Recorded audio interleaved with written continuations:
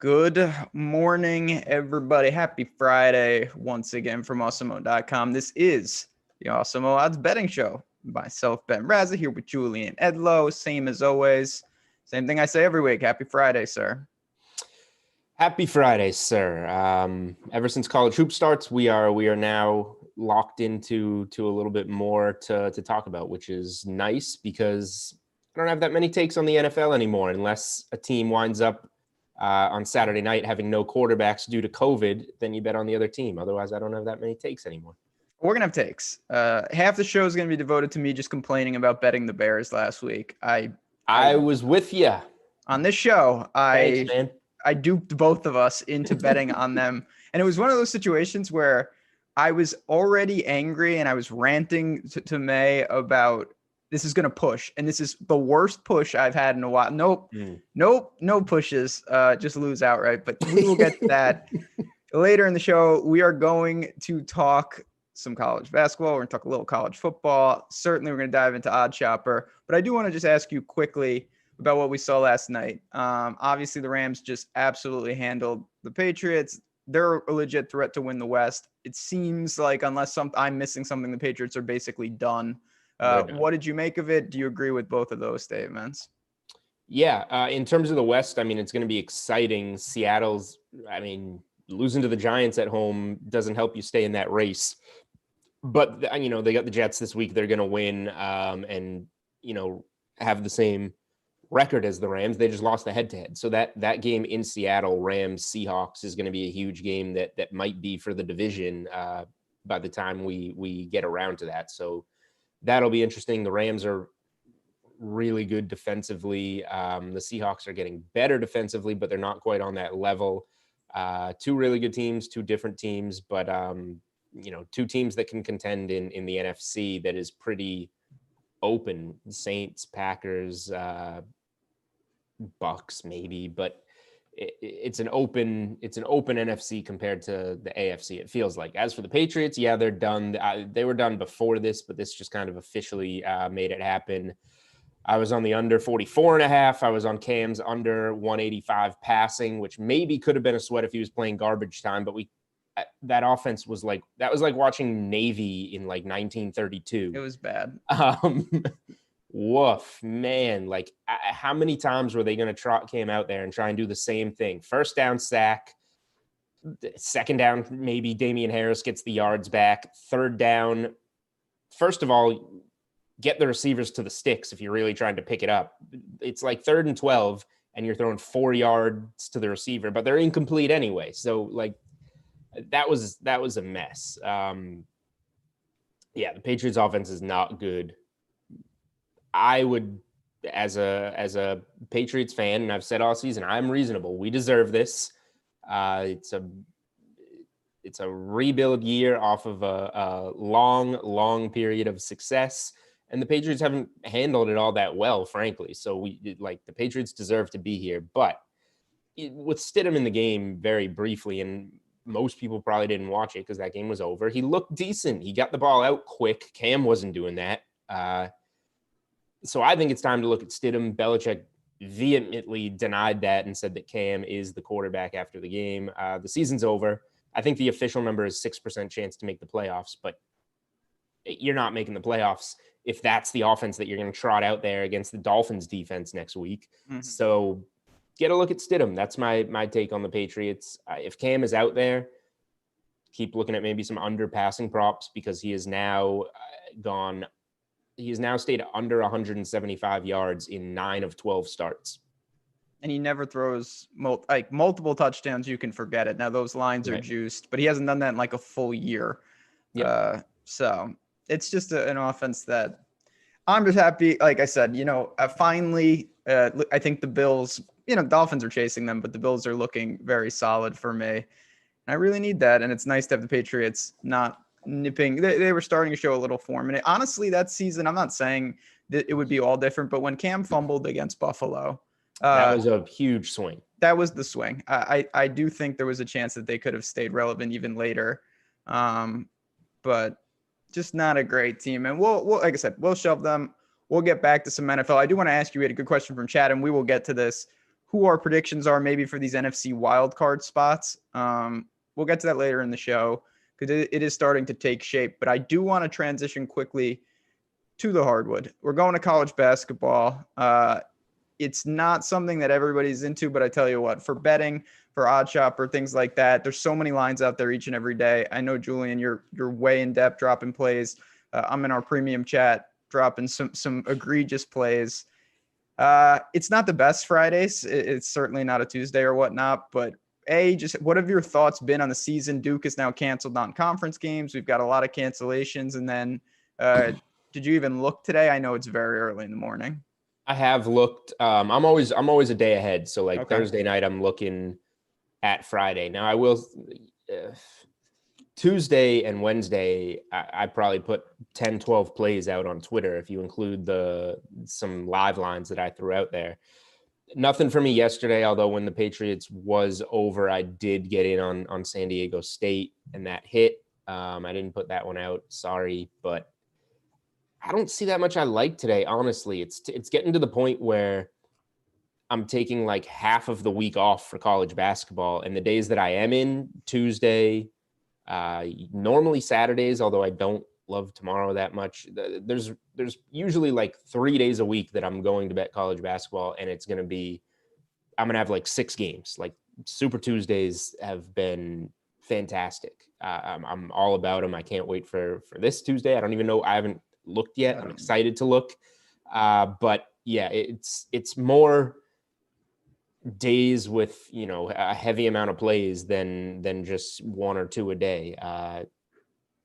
I'll be looking for one. Maybe I'll find one, but yeah, it's going to be maybe a play today, maybe a play Saturday and Sunday, but heavy lifting is going to be on the big days. And the Saturdays don't pick up until college football kind of blows over. Then college hoops gets big on Saturdays. And that'll be great for this show to talk about it on Friday and look ahead to Saturdays. Oh, it's great. Yeah. I mean, and we've seen this week we had obviously the Big Ten, the ACC Challenge. We were both on Illinois and that worked out. Not that this was part of that, but I thought, Creighton should have possibly beaten Kansas. Free throws, man. We were talking during that one. Ugh. Covered, didn't win outright. That did hurt me a little. Iowa looked pretty good. They have a string of shooters around Garza, and that's just a team that's very dangerous. I think they're built for the tournament. So we'll see that. Clemson looked very sharp. They're a team I've kind of bought on a little here and there. Today, though, like I said, there's really not that much to look at. I will throw out, as I always do, one egregious play. Delaware, the Blue Hens. They're actually sitting pick'em against George Washington today. They've had a bad start to the season. They beat something called Salem State, which is not a real team, by 3 points. Then they lost to UMBC. But this is a team that returns a lot, particularly on offense. Good shooting team, good three-point shooting team, good free throw shooting team. And I like that. As you know, college basketball, a lot of time comes down to the foul game. There's 1-and-1s, which means if you miss the first free throw, you don't get the second. It's not like the NBA. A lot of games are decided on things like that. This is a spot where George Washington, I don't exactly know how good they are, obviously. I do know they want to play fast. I think that falls into Delaware's hands. And again, this game is just a pick 'em. I give a slight lean to Delaware. Is it a huge play? No. But on a card where, Villanova 11.5 over Georgetown, I don't really like. Creighton 2 touchdowns over Nebraska. Yeah. The thing is, I really like Creighton. Nebraska played pretty well against Georgia Tech the other night. I did back Georgia Tech on that one and cashed. But it's too big of a line. I like Creighton a lot, but that's too much. And I'm not going to bet on Nebraska. On the other side, Georgetown is brutal. Didn't they lose to Navy? George Washington? No, Georgetown. Oh, Georgetown. Yeah, Georgetown is having some issues. They lost some transfers. Obviously, McClung is at Texas Tech. I believe one of their bigs went somewhere else. It's a bad scene right now for them. Georgetown's looked awful, but I don't know if I can lay the double digits with Nova. It's just tough to find a spot. What's Iowa favored by? Do you have 14? That? Okay. That's a lot. Again, never mind. That's a lot of points. I looked very closely. And again, one of the many reasons you should get get involved with us. I'm going to be talking about that throughout the show, but in our Slack chat, as these games get closer to tip, we'll certainly be breaking them down. I'm taking a look at everyone's favorite team, Grand Canyon. They are a 1-point home dog. The Antelopes, you don't want to mess around with them, but I have not played any. And then the last game I want to bring, and I don't know, you don't want to play the transitive property game. Kansas State is a 10-point favorite at home against Wisconsin-Milwaukee. Kansas State lost to Hayes State, Fort Hayes, which is a made-up school. I don't take that much away from it. It's basketball. There's high variance. Doesn't mean that they're the worst team in the country, but I did have to do a double take when I saw they lost to a D2 school. Oof. I mean, that's not good. I don't know if I'm going to bet on that game, but that's not good for Kansas State. I'm honest. I'm looking at Saturday's board right now because I know I'm not going to give anything on Friday, so I'm trying to come up with something, even though we don't know the exact numbers. I'm curious to see what Illinois is going to be over Missouri. That's a spot maybe to circle. We got Florida. Saturday's actually not bad. We got Florida State. That might be an 11 a.m. tip, which is always nice on a Saturday morning. Missouri's pretty good. I'll tell you what. Missouri is pretty good. So Illinois might be favored by too many in that game after the Duke win. Duke, by the way, we can talk about them. Duke was a team I was really enjoying fading. The home court, they're getting points at Cameron, but Cameron's not worth anything the way that it is right now. And they're just Jalen Johnson's a really good prospect, but they're a young team. So going up against, I took Michigan State with the points and money line. I took Illinois with the points and money line. These really good, well-tested Big Ten teams coming into Cameron, which again means nothing. And, beating up on an inexperienced team. It just made sense to me. Duke canceling the rest of its non-conference doesn't really matter because they had a few cupcakes on the schedule. So they weren't really spots that I was going to look at. But I don't think they're going to get any better by sitting around and not getting these kids minutes in real games. So once we get into ACC play against good teams, I think I'm going to continue to fade Duke. In terms of other teams, Kansas, we both faded them against Creighton. They did get the 1-point win, but they didn't cover. I think that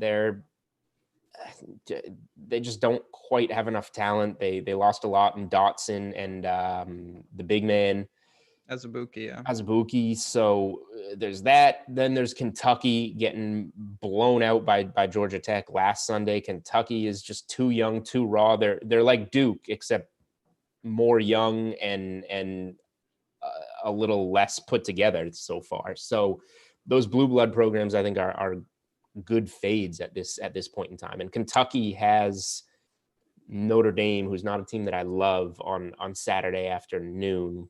We'll see what the number is on that one.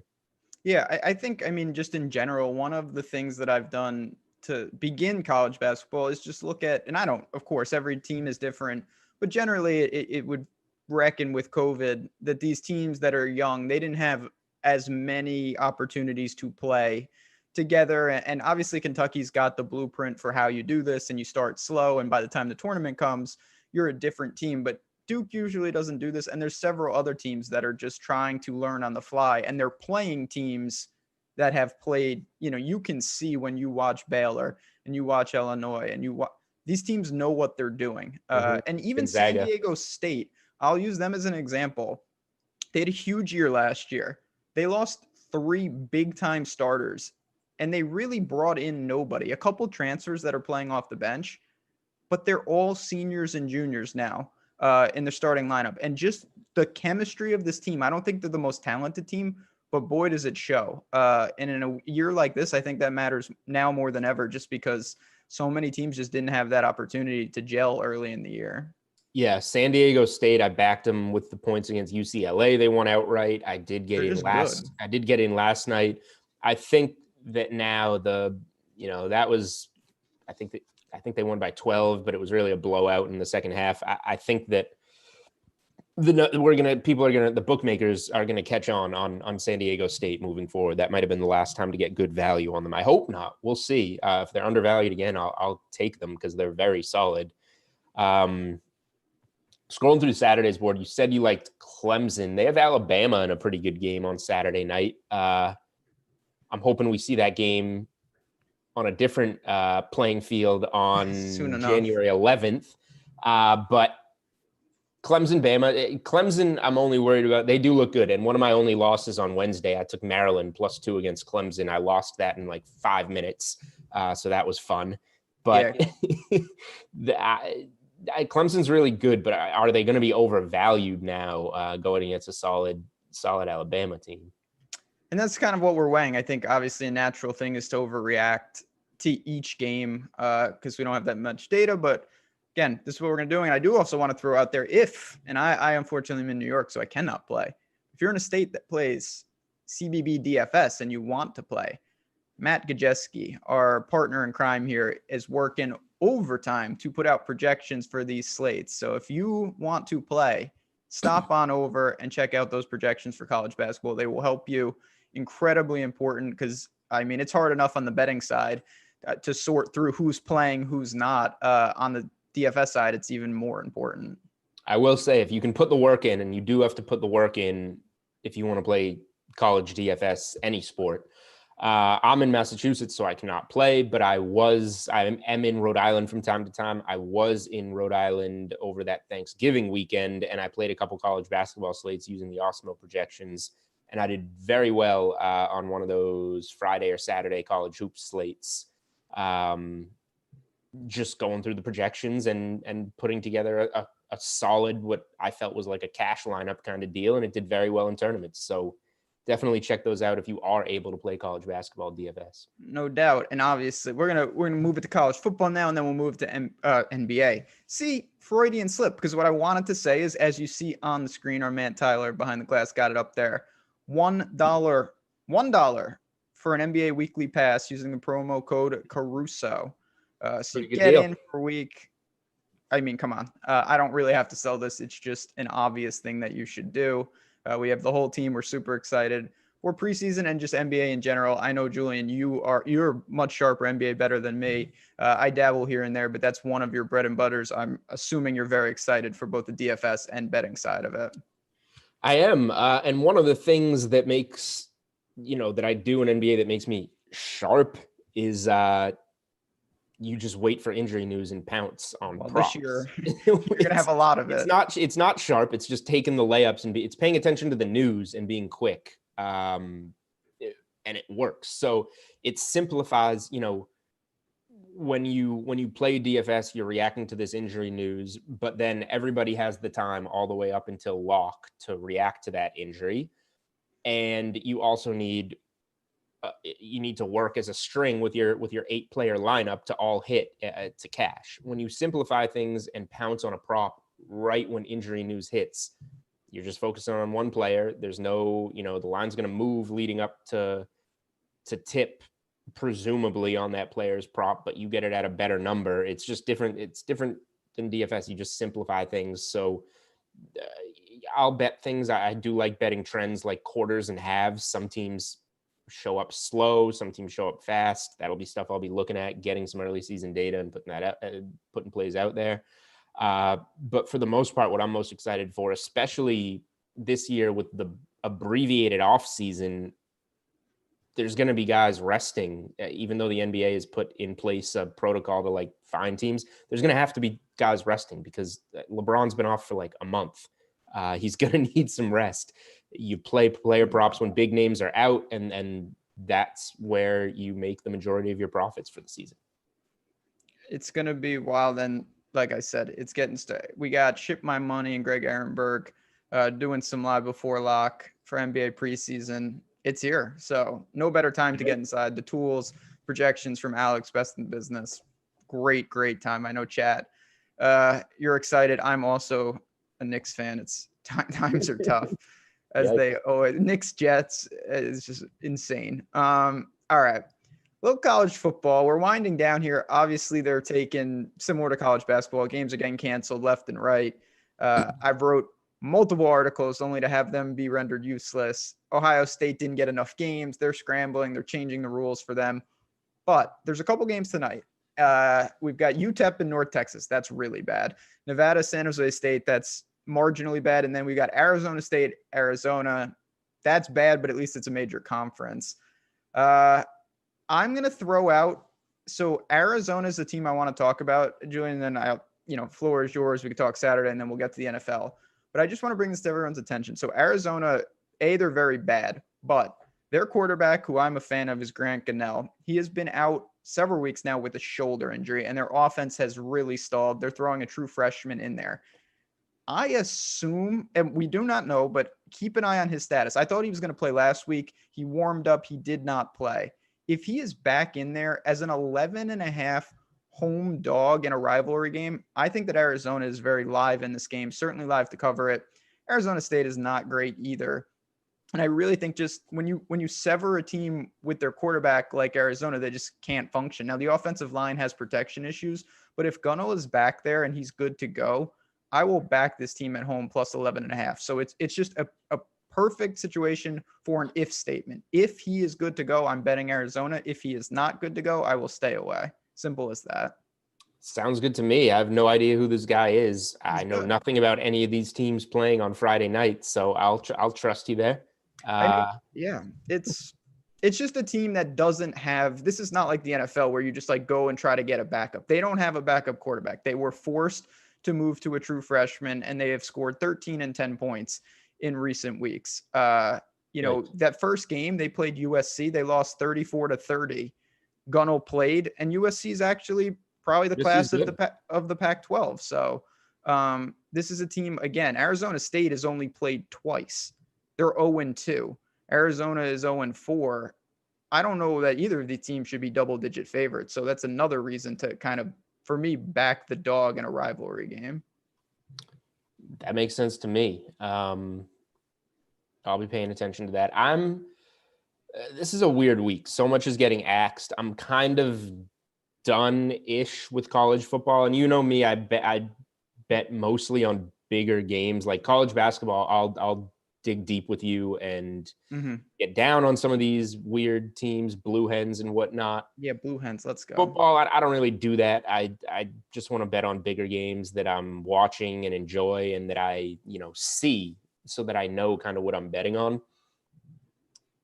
There's so much canceled this week, and I'm really excited and looking ahead to Saturday the 19th when we're going to get Northwestern Ohio State, Oklahoma, Iowa State, Notre Dame, Clemson, which has already moved from 7.5 to 9.5, Tulsa, Cincy, and Florida against my Alabama Crimson Tide, which I hold 1 million future tickets on to win the SEC and national championship. So roll Tide. I'm looking forward to next Saturday. But two things that I'm interested in. I don't really have a side yet, but the best game on the board looks like North Carolina and Miami. Interesting, even ACC type of matchup. So I want to see if you have a take on that one, because I don't know. I might take Miami -3. I'm not really sure on that game. I might just watch it for fun. Saturday night, though, if there's one thing, I think I might bet one thing on Saturday. And what I think it's going to be, Florida still needs to destroy LSU because they think that they have a shot against Alabama in the title game, even though they don't, to get in and get that 4 seed. And they're trying to get Kyle Trask the Heisman against a really bad LSU defense, and they're at home here. They're 22.5 point favorites. We saw Bama come out and just swarm LSU last weekend. I bet first quarter and first half. I think I'm just going to bet Florida first quarter, first half, something like that. And assume that they come out and just are all over this garbage LSU team that has nothing to play for. Yeah, LSU's really bad. I don't mind that. Listen, they're just not the same team. The brand recognition makes you I always see that and I'm like, wow, LSU's getting 4 touchdowns. Yeah, that's right. Because they're absolutely atrocious. It's going to be interesting. Not that this is going to happen, but you could have a situation in the SEC if Florida somehow beat Bama, where Florida beat Bama, Bama beat A&M, who wasn't in the title game, and then A&M is the team that beat Florida. I don't know exactly what would happen there. You could possibly get 2 in. Just a weird situation with them being in the East. I will say, though, 2 things. I rarely take victory laps on this show, but I'm going to take a couple here. Akron finally won a game. It's been multiple years, literally. And I was happy to see that. But the thing I really want to talk about, I mentioned this last week, and obviously it's easy to say this now that, I knew they were going to win outright. But Indiana was a 13-point underdog last week. That was a against great bet. Wisconsin, and they won that game. I honestly think they kind of won it going away. I like that spot. I had talked about the backup quarterback, but it's more so also that Wisconsin is not the team that I think people realize. And they are, once again, I don't really understand. They're a 2-point favorite in Iowa. I don't see it. Over under 41.5. It's going to be lower scoring. When we look at Wisconsin, I think there's a chance that they're actually not even remotely good. They beat up on Illinois. They had a couple games canceled. They beat up on Michigan. Since then, they scored 7 points against Northwestern, and they scored 6 points against Indiana.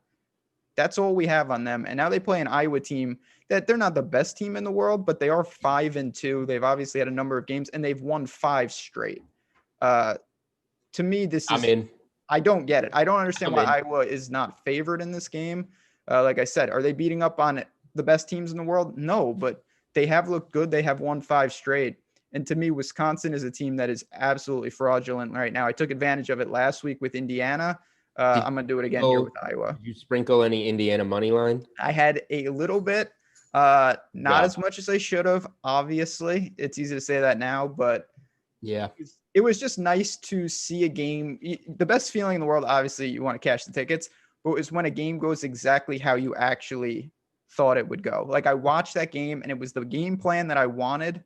And that felt great. So, ugly game. I think the wrong team is favorite, though. Iowa, probably my favorite bet on the board for Saturday.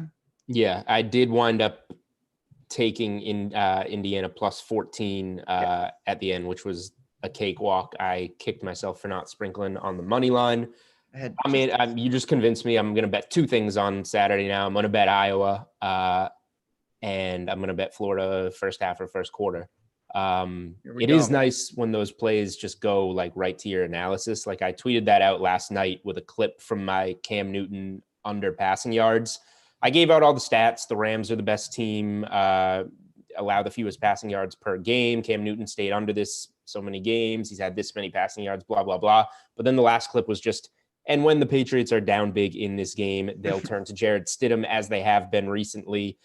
Especially with Cam banged up on the short week. And then what do you know? Stidham's in the game. So I know what you mean. It happens rarely. This is like the first time in ages that one of my articles actually, the bet won and the analysis was spot on. So I know how you feel there. It's nice feeling. Nice to be right every once in a while. Once in a while. I think that's it. I mean, I'm really excited for next weekend, as I said, and we'll cover that next Friday. But I'm in on Iowa. I'm in on a first quarter, first half play on Florida. Let's do it. And as we always say, if you've got questions and you're not in Slack, get in Slack because we're talking about a lot more games than this. 2, hit us up, follow us on Twitter. Handles are there. Third play from the clouds. No, I just want to talk about 2 quick college football things with you that mattered to me, I guess. So I've Bama plus 140 to win it all. They're right around even odds, maybe even laying some money some places now.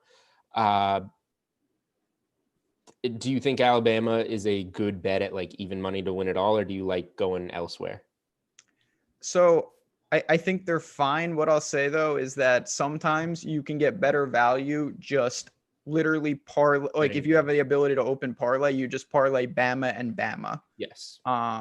Because I don't think those spreads will be. You're speaking right to me. A Bama parlay. That's right in my wheelhouse. Bama parlay. You might get better than even money, especially if Clemson destroys. If they get whoever gets Notre Dame, you might as well not play that game and just take the bye. But that's neither here nor there. So don't jinx it. No, I've done this and I've got so scared that I'm going to jinx it. There's no jinxing. When Notre Dame, they lose by 40 every year in the playoff, and then Brian Kelly says, it was anybody's game. It's a couple bounces. Like, yeah, so if those 6 touchdowns went the other way, you could have been in it. What do you think about next week against Clemson? I hope that we get a spread that's even remotely reasonable. I mean, listen, in all seriousness, Notre Dame. It went from 7.5 to 9.5 already. Like, they're a very good team. They have a fantastic offensive line, and Ian Book knows what he's doing. I don't think they're in the class of those teams, but I'm obviously, as you can tell, not the biggest Notre Dame guy out there. I have a million parlays closing out next weekend that pretty much all involve Clemson winning the ACC and Alabama winning the SEC. So I don't have to deal with any points. I just need to cheer for my heavy favorites that I love to win. So I'm looking forward to next Saturday. My second quick question, and I asked you about this personally earlier in the week. I have a small bet on Kyle Trask plus 4,000 to win the Heisman, which is obviously fantastic. If I lose a couple of bucks, I lose a couple of bucks. But I'm starting to think I should maybe hedge up on that because I don't see another option outside of Mac Jones that could win it. So number one, do you agree it's just down to those two guys? Lawrence, Book, can't do anything to get there. Devonta Smith can't steal it from Mac Jones. I don't think it can go to a wide receiver. I think Trask deserves to be favored. He is on DK Sportsbook. On FanDuel, it's the opposite, and Mac Jones is slightly favored, and Kyle Trask is at a little bit plus money. Trask has put up the bigger numbers. What I'm concerned about, and Trask should put up big numbers against LSU this weekend. Mac Jones should put up big numbers against Arkansas this weekend. I think we're going to see similar odds next week. But once we get to the SEC title game and Alabama stomps out Florida, because that's what's going to happen, Mac Jones might shift to the favorite, and I feel like I should hedge up on some Mac Jones even money right now. I mean, I think it's more of a risk tolerance question. Obviously, you've got a big time ticket. If you want to take some money there, I don't mind it.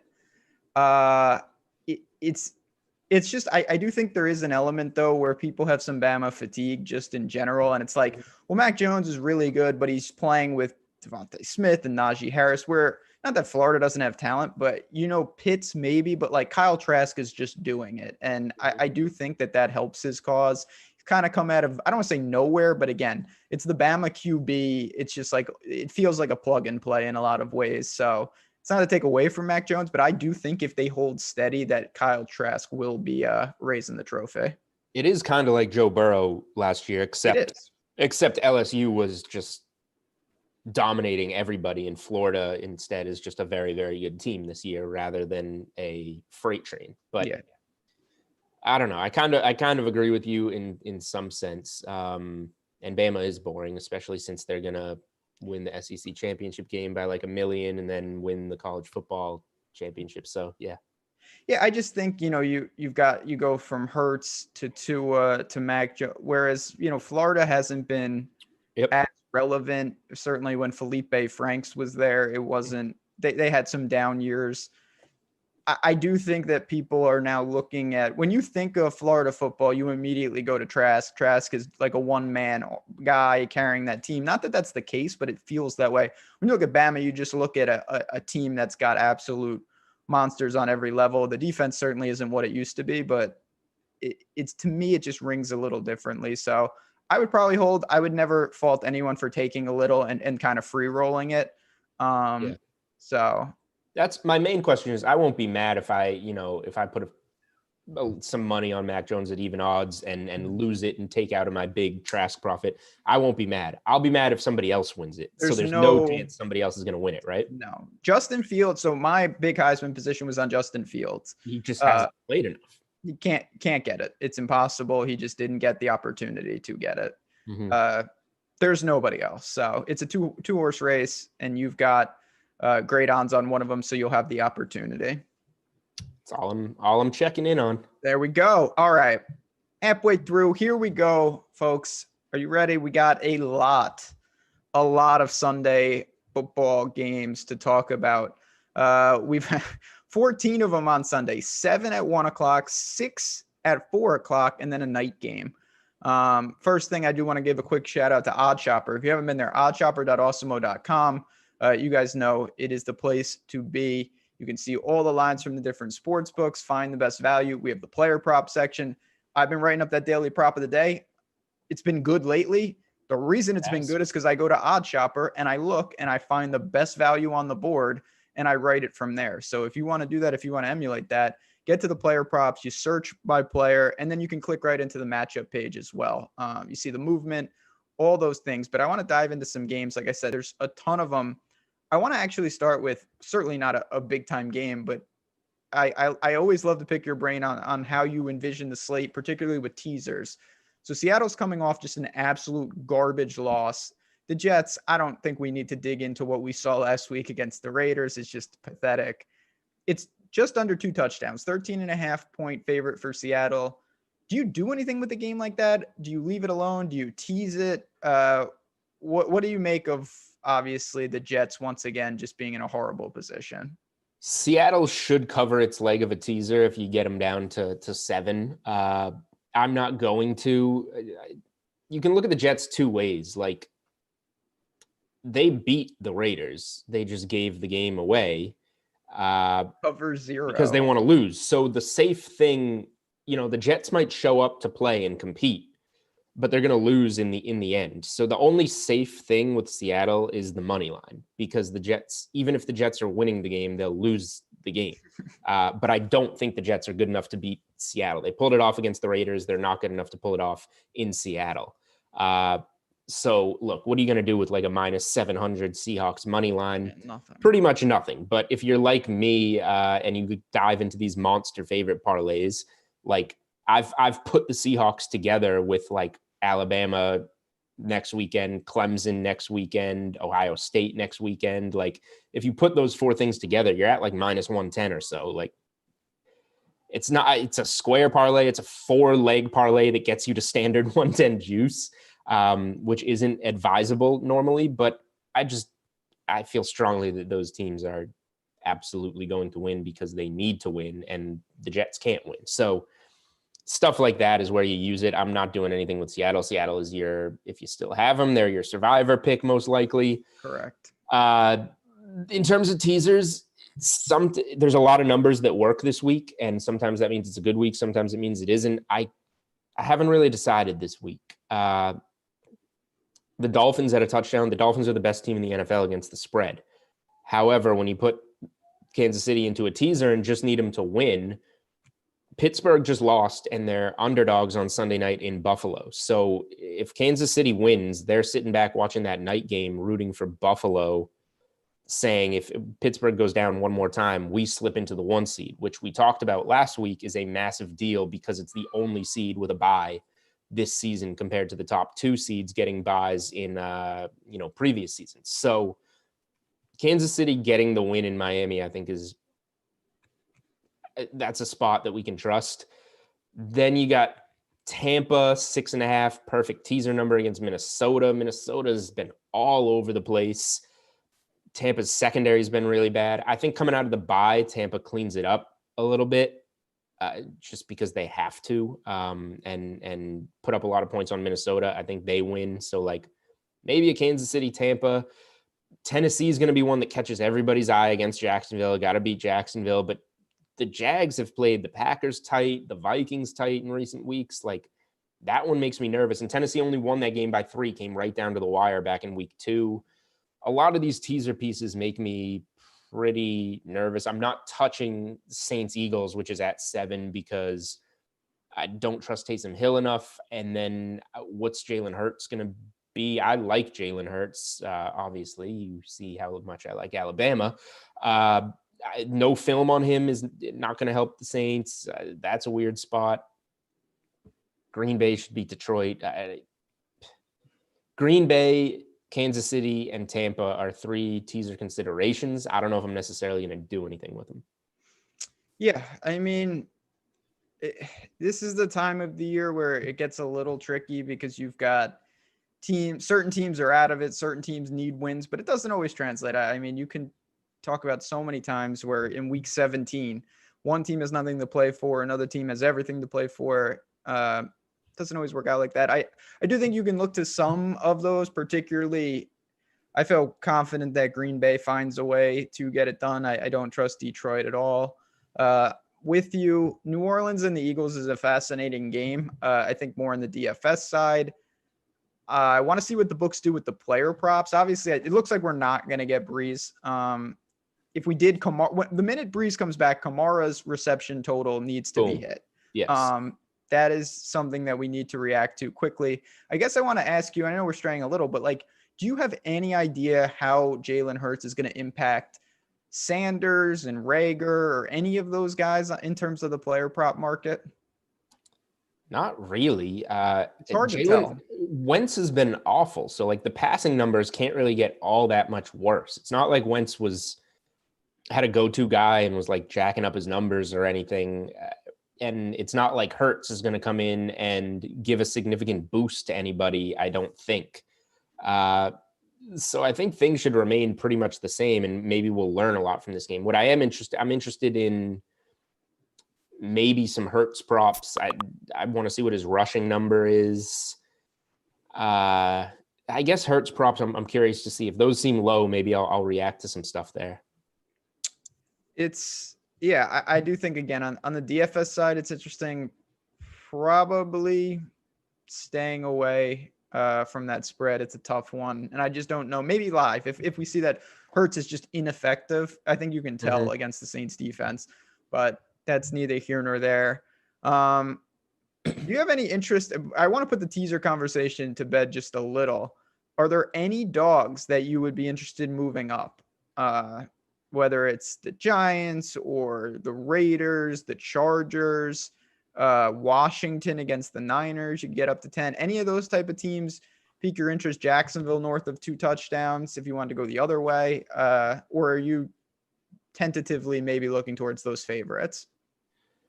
I'm looking towards the favorites, I think, and I don't know if I'm even going to tease any of the favorites, to be honest. Okay. I don't know if it's going to be the week for it. If you find a place where Washington's 3.5 and got them up to like 9.5, 10, maybe some interest there, just because I can't see the Niners, just the way both of those teams play. I don't see either team really blowing anybody out in that game. And while I said I would tease the Chiefs, I think teasing the Dolphins up to 14 is pretty reasonable. I don't think they're going to get blown out. The Chiefs haven't covered a spread in 3 or 4 weeks. They win games, but they haven't been covering. So saying going into Miami against a quality wild card type of opponent, a good defense, I don't think that Kansas City is going to win that game by more than a couple touchdowns. So those would be the places that I would look. I'm not going to do that, but if you wanted a dog to tease, I would say Washington and Miami. I agree. Again, I'm not. If I had to, I'll say this: if I had to tease the Chiefs game, I would rather tease the Dolphins than the Chiefs. I feel more confident that the Dolphins don't get blown out than the Chiefs win the game. Okay. But I don't think it's the best week for that. It's a weird collection of spreads, though, looking at OddsShopper. We've got a lot sitting around a touchdown, and then we've got 4 or 5 sitting around 2 points, 2.5, 3. Those games, obviously, were more just trying to pick a winner. So I'm just going to rattle a couple off. First one is a garbage game. I mean, Dallas is done. They've been done. They get the Bengals. I believe the Bengals have turned to Finley. I think that helps their cause. Do you try to dumpster dive with Dallas laying 3.5 on the road, or do we just say, let's not try to attack one of these teams? I'm not even looking at that game. I do not see that game. I don't want to see. Okay. There's nothing there that I can. I'm just not going to try and figure that out. You probably will sit down and try and figure that out. I probably will, even though I will say I have just like Dallas has been awful again. And not that this is super indicative, but they've been awful against the spread all year. I think it would be Cincinnati or pass, but I am not looking to put a wager on that game. I think there's too many unknowns. Again, the worse the game is to me, in some ways, the more appealing player props become, because there's just aspects of the game that I think are more predictable than the game itself. When you have bad teams, honestly, the Jets are an example.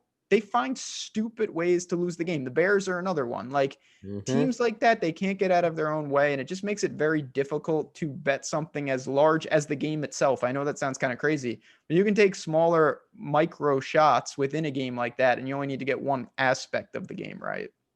Yep, I agree there. If there's a bad game that I'm going to this week, and I don't think I'm going to, but Atlanta -2.5. I knew it. Yeah, I see that. Okay. So what we saw last week. The Patriots just beat the Chargers 45-0, and the Patriots suck. So Matt Ryan's been bad lately, so we're getting maybe a little bit of value on Atlanta. I think the offense will be better in this game. And the coaching change has really helped Atlanta's defense. Atlanta's defense has been solid, and you can pinpoint when that, happened. It was when the coaching change happened. So this is just fading a bad coach against a team that has the talent in the Falcons, and they never do anything with it, but the talent is there. The defense is better. They're the better team. That's why they're the 2.5-point road favorite. But the Chargers are a mess on special teams. They're so poorly coached, and it looks like there's a little bit more value here now that we watched the Thursday night game and see what the Patriots actually are. And the Patriots that scored 3 points against the Rams last night and could not move the ball for their lives beat you 45-0. I think that the Falcons are going to get this one done. I'm day by day coming around on maybe betting this game. I don't mind it. Obviously, the Chargers, we've always known they've had talent. They found Herbert. He's got talent, but it doesn't translate on the field as much as it should. And then last week, the wheels came off. Another aspect of this game, and listen, it's not to always say that the square side and the sharp, like the overs are always a public side. People like to bet the over. 49.5 though, for these teams, I do think is maybe a little light. The Falcons are going to be able to move the ball, and the Chargers, yes, the Patriots obviously just dismantled them, but I feel more confident that they will put up some points in this against Atlanta's secondary. Eckler, Keenan Allen, they're getting healthier. I think this is going to be a good DFS game, and I think it's going to be a pretty good game to take a position on an over, which normally the public does. I'm more of an under better. I like the ugly games, but as square as it is, I think I'm going to lean to the over in this one. I think the winning team gets into the 30s and it's a competitive game. That's fair. I'm a little worried about the Falcons defense has been better and the offense has been worse recently. Herbert is, I guess, due for some regression that we saw last week. I don't know. The Falcons have been an under team recently, but obviously this is different. This is the Chargers. This is a mess of a game with two teams that you can't trust, which is why I go back and forth. Should I bet the Falcons? Should I not bet the Falcons? Probably means I shouldn't, and it probably means I will. So we'll see what happens. So a game that a couple of weeks ago, we had a feeling maybe it would be important to one team. Turns out it's going to be very important to both teams, is the Cardinals and the Giants. Arizona is hanging on, but they're in a free fall right now. They're very fortunate that they connected on that Hail Mary, or they'd be in dire straits. Try and get the last wild card spot. Them in Minnesota right now are battling for it. I give the edge to Arizona. They are a 2.5-point road favorite against the Giants team that, listen, you got to give them credit. They were multiple times this year. We talked about the East. Basically, you're throwing out the Giants, and then you're going to kind of figure out who of the garbage teams could win it. That is not the case. They've done more with less than most. Their defense is underrated. Colt McCoy got it done last week. Can they keep it going at home here? If they could win this game, they're really off to the races. New York and Washington are playing well in that division. They Philly and Dallas aren't, so it's a little scary. I have no idea what's going to happen in this game. Both of these teams can be anybody. So I have no idea how to guess which team is going to show up. I don't know what to look at to tell which team is going to show up for either team. So I'm staying away. One of my bigger bets, the Raiders, I'm done with. The Bears have come back to life to miss the playoffs for me. Seattle to make the playoffs, I'm counting as a win. One that I was counting as a win all season was the Giants under 6.5 wins, and now I'm going to have to sweat it out. I really need the Giants to lose this game, so I'm just going to sit back and root for that for futures purposes. But you tell me what happens in this game. Your guess is as good as mine. I think the spread is right on. Don't see any value there sitting around that 3-point number. The only thing that I want to look into more, and I wish I had more explanation, Chet, but I don't, is Kyler's rushing prop. 3 straight weeks now, he's only had 5 carries. You have 5 carries, you're not going to get there. Obviously, could he break one? Of course, but that's not the volume we want to see. I kind of want to see if the line is still up there, and I may look to short it again, because it's not that he's ineffective running, it's that he does not want to run right now. Does that go back to the shoulder injury too? Maybe he doesn't want to get hit? It certainly seems more than coincidental that he got nicked up with the shoulder. And since then, like I said, he was averaging north of 10 carries a game, and he was finding the end zone automatically. And in the last 3 games, he's had 5 carries in each one. They have looked significantly worse. Again, if you think for some reason, there are certain books out there that are just giving money away. If you can correlate parlay props, which obviously in real books is illegal, Kenyon Drake over correlates perfectly with Kyler's under. Kenyon Drake is the guy who is boosting and getting all the usage right now because of Kyler's kind of hesitation to run. And if that continues, I do think that Arizona is in trouble because they need him to be more dynamic. Agree. As bad as that game is, talk about a game with no feel. The Colts and the Raiders. I mean, the Raiders get absolutely dismantled by Atlanta. I say, you know what? That happens. I throw it away. They get the Jets. You pick up an easy win and you get back on track. I mean, yeah, they did get a win, but obviously we all know it wasn't easy. Now they're at home, 3-point spread against the Colts, who are in the thick of the South right now with the Titans. Another game where both teams really need it. I give the edge actually to the Raiders, as pathetic as that is. I want to see what's up with Jacobs, but at home, possibly a live dog for me. I don't know what to make of the Colts, even though we're in week 14. How crazy is that? Yeah, I mean, again, the Raiders didn't win that game last week. They got you through survivor pools. They cashed your money line parlays. They cashed my money line parlay. So thank you. But they didn't win the game. That was just a technical final score. It counts on their record. I don't know. If you made me bet this game, I would probably go Colts, which is why this is like the Cardinals Giants, like a weird game to bet. You ask people what they like. You're going to get 2 people on 2 different sides, and it's a tough game to gauge. Maybe this just goes back to my Raiders hate. I haven't liked the Raiders all year. They've been better than I thought. But they should have bounced back last week and they didn't. Maybe they do here at home, but they're a terrible run defense, and Indy pounds it with Taylor. Hines is playing well. But I don't know. Like, I don't want to bet on Phillip Rivers at this stage. I'm not going to bet on this game, but I think the Colts win, I guess. Get them out of here. Again, this is a week that obviously I think you have to be pretty selective. And one of the things we like to preach on the show, it maybe doesn't make for the most molten lava social media type takes. Some weeks you look at the board and you say, okay, a lot of these spreads are pretty much in line with how I'm breaking it down. Don't force it. Look for other avenues. You've got player props. You've got totals. You've got, if you want to go a teaser route and change it up, you have opportunities there. But just saying, I bet 5 NFL games a week and I got to find my 5. Well, that's crazy. You're going to end up forcing games in that there is no edge to. And when I'm on OddsShopper and on this matchup page, and I'm looking through all the resources we have, some of these games, it adds up perfectly to where I say, this team should be, I got them as a 3-point favorite. I look at OddsShopper, they're a 3-point favorite. That rings no value to me. So I don't think you want to force it. A couple games, and then we're going to bounce on out of here. Obviously, with NBA preseason, I want to say once again, get in there for $1. You get it up to December 29th, first week of NBA. No reason not to do that. We have such a good team. And I'm going to be doing some things. We're on the betting side. Me and Julian got you covered as well. So it's not just DFS, but the ownership, the projections, just everything you need for what's going to be a crazy season. You don't want to miss that.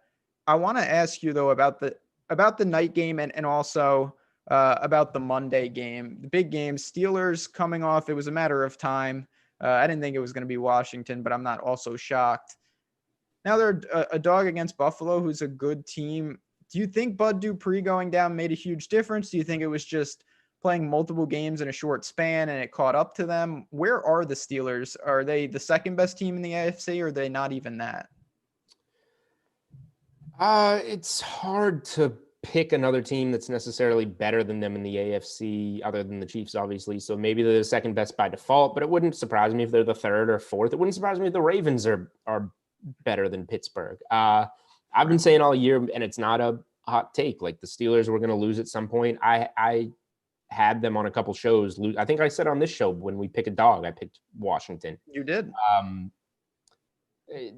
That was bad schedule, bad injuries. Like, it was going to catch up to them. And I think that we're at a point in the season where Pittsburgh might string together some losses here and finish 13-3 or something like that.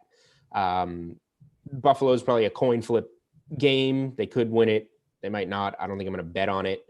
But I could easily see them, finishing this season 13-3. Wouldn't surprise me at all. And then they limp into the playoffs and they have to play. The Chiefs get the bye and then they have to play in the first round, and then who knows what happens. So I'm sitting on a Chiefs plus 120 to win the AFC that I'm pretty happy about at this stage, just because I think they're in their own tier. Like, when Pittsburgh was undefeated, if people were putting them up with Kansas City, that is incorrect. And with the defense taking some hits now, I think that's going to be a big deal come playoff time. So my plan is just to watch the Buffalo game, try and learn from it. I do like a side in the Monday night game, though. Is it the Brownies? You're going against Baker and the gang? Not the Brownies. Okay. So Ravens getting healthier? I think the Ravens are getting healthier. I think they're picking up some momentum. And I think they need the game. The Ravens are not in a playoff spot right now, but they need to get in the playoffs. They need to win this game. So Baltimore, this one was 1 point yesterday when I talked about it on my podcast over at DraftKings. It's now 2.5. So I would much rather take the minus 127 money line. If this one's going to be sitting around 2.5, then lay those points. I'll just take the 127 money line. Baltimore needs it. Baltimore's got a great run defense. Cleveland beats you by running the ball. Don't want to put too much weight in it, but we know what happened back in week 1. Absolute beatdown of the Browns. I think that things are trending in Baltimore's direction to get a little hot, get a wild card spot. They need to get these games. This is a playoff game pretty much for almost both teams. This is a huge game on Monday night. Huge. So I'm going back to, I know that Cleveland's been hot. I think they're maybe a little overvalued after how they came out last week. It's telling that Baltimore's favored in this game on the road because Cleveland's been the better team all year. So shouldn't the Browns be the 2.5 point favorite? I think that's pretty telling. I like Baltimore in this game. Yeah, I mean, this is a big game for Cleveland. In some ways, even though Baltimore has to have the game, if Cleveland is as legit as they appear to be, they have to win games like this. Like, it's great to rack up wins and they're going to make the playoffs. Baltimore smoked them in week 1 and they need to show at home that they are the better team. Actually, the only thing I'll say as we bounce on out of here, I think it's going to be a slow, methodical game. I like the under. Baltimore, we're going to find out one way or another. This is like a playoff game. For both of these teams. Whoever comes away is going to have momentum. I like under 47.5. To me, both teams attack on the ground. Chubb, certainly Lamar, I think will be back to his running ways. I may back his over in rushing yards once again. And we'll see what breaks. On that note, though, we're going to bounce on out of here. Like I said, if you haven't subscribed to the channel, you should do that and hit the notification bell because I can't even keep up with the number of shows that we have going on. We have every sport covered all day leading up to what's going to be a long and fun NBA season. We got you covered here at Awesemo.com. So on that note, for me and Julian, for Tyler behind the glass, good luck everyone this weekend. Obviously, hit us up on Twitter, hit us up in Slack if you have any questions, and we will see you next week for more sports.